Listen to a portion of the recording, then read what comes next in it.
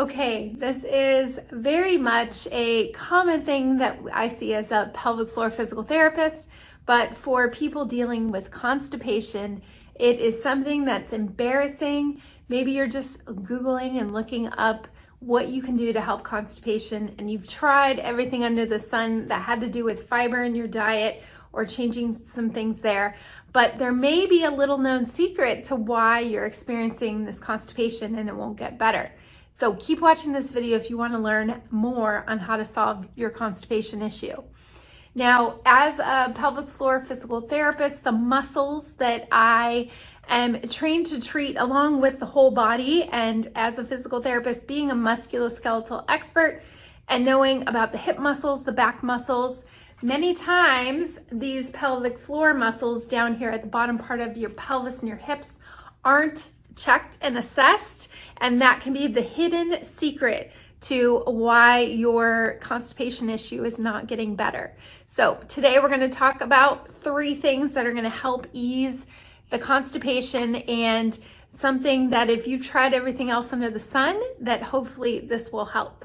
So I want to show you what your pelvic floor muscles actually do down there and how that even relates to constipation.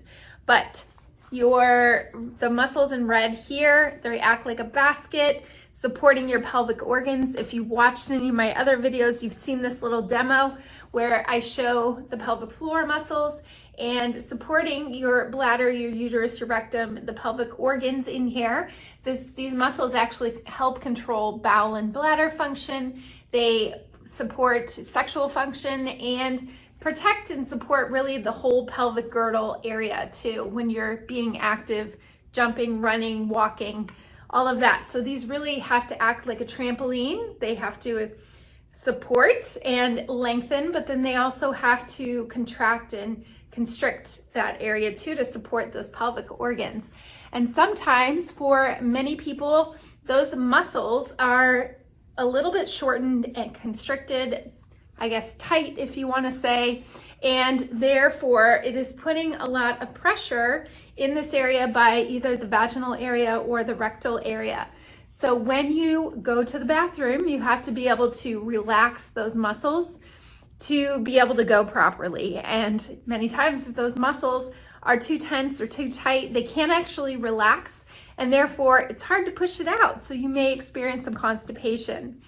Now, some ways that we help solve this is working on a few exercises, hip stretches, things where you can lengthen and stretch those pelvic floor muscles, or it may involve doing some manual massage there, internal work through the vaginal area or the rectal area to be able to let those muscles let go. But if you're not seeing a pelvic floor physical therapist, I think it's important to know that those muscles can be the culprit to why you're getting constipation. So that's number 1, is addressing the pelvic floor muscles. You can also start with some simple breathing exercises, things that are going to lengthen and allow them to relax. If you take an inhale and you think of breathing in through your belly and then exhale, and practice that 10 or 15 times in a relaxed position on your back with your knees bent. You're allowing that belly to expand, some diaphragmatic breathing as we call it, and also breathing through the ribs instead of up here. But those simple breathing exercises, even going back to any of my breathing exercise videos that I've posted in the past, those are going to help relax the pelvic floor muscles and give them some guidance, because many times you don't even know if they're tense and shortened and tighten until you see a pelvic floor physical therapist. So working on some breathing exercises can definitely assist those muscles to try to relax. Belly breathing, diaphragmatic breathing. Go watch a video I have after this about diaphragmatic breathing, and it'll coach you through how to do that properly. So I would say that's the first reason why you're experiencing constipation, if you tried everything else, is your pelvic floor muscles are not cooperating with you. Okay, the next thing you probably haven't thought of to ease your constipation is using what's called a squatty potty. Now, a squatty potty helps put your knees a little bit higher, helps open that pelvic inlet, If you see this pelvic model here, what you want to do is improve the advantage of those muscles to stretch and lengthen, and therefore you can go to the bathroom easier. So for people that are on the toilet and their legs are up higher, their knees are up higher than their hips, they're putting themselves at more of an advantage to open up that pelvic cavity. So with the squatty potty, you also want to shift your weight forward and think of leaning forward, but sometimes in positioning how you're actually going to the bathroom is going to help that process too.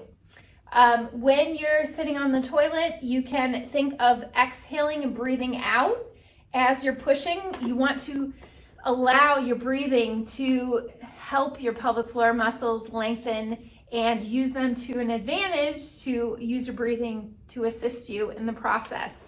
So using a squatty potty or a stool, something that elevates your knees, not always going on a high toilet because therefore you can't get that full advantage to really open up the hips. Think about a squat position.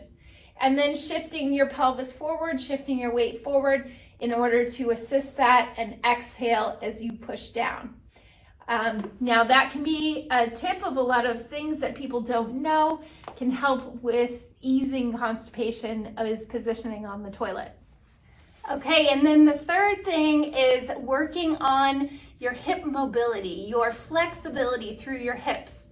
Because you want it to be more advantageous to sit on the toilet and really open the pelvis, and allowing the muscles to do their job and allowing your joints to actually stretch into that position and use it to your advantage. So you have to have flexible hips as well to be in a more optimal position. That can also help what I talked about as being the first one is those pelvic floor muscles. We want to get them to lengthen and not be contracted and tight the whole time. So working on these two hip exercises can be the third thing that can really help with constipation too. So the first one I'm going to show you, you're going to be on your back.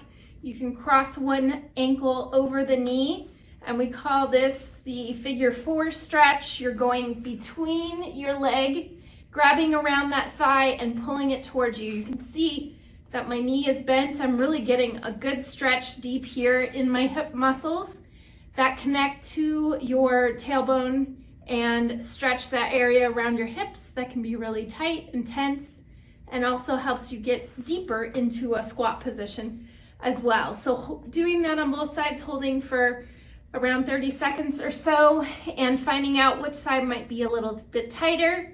This stretch can also be done in like a yoga pose, where you're in a pigeon pose here, if you've ever seen that in a yoga stretch there, trying to get that hip down and stretch toward the bent knee or toward your shin forward. So anything where you're externally rotating and opening up the hips is going to be very helpful. Another one that you can do is a happy baby pose. So I love yoga poses, but you can grab onto your toes and think of it like an upside down squat. So from there, I'm gonna have my tailbone try to stay down, but I'm grabbing onto my feet and allowing my belly breathing to happen. And therefore, you're gonna stretch those pelvic floor muscles and open up the hips a little bit more. So there's a lot of other hip mobility stretching exercises that you can do, but I thought I'd mention a couple of my favorites that can really help open up the hips, help with the pelvic position being more optimal for those muscles, being your guide and helping you rather than fighting against it when they're tense and tight. So there you have it. There's 3 ways to help ease constipation of things you probably never heard before. And if you are wanting to learn more about how to ease some of these pelvic symptoms, bowel, bladder issues, I have lots more info on this channel, so comment below, let me know your questions, love to hear them, love to reply, and follow us if you haven't already by hitting that subscribe button for more content about those embarrassing, sometimes things that come up that women have to deal with, but we have lots of helpful tips for you on Pilates exercises, so hit that subscribe button. Thank you so much for watching, and we'll see you soon.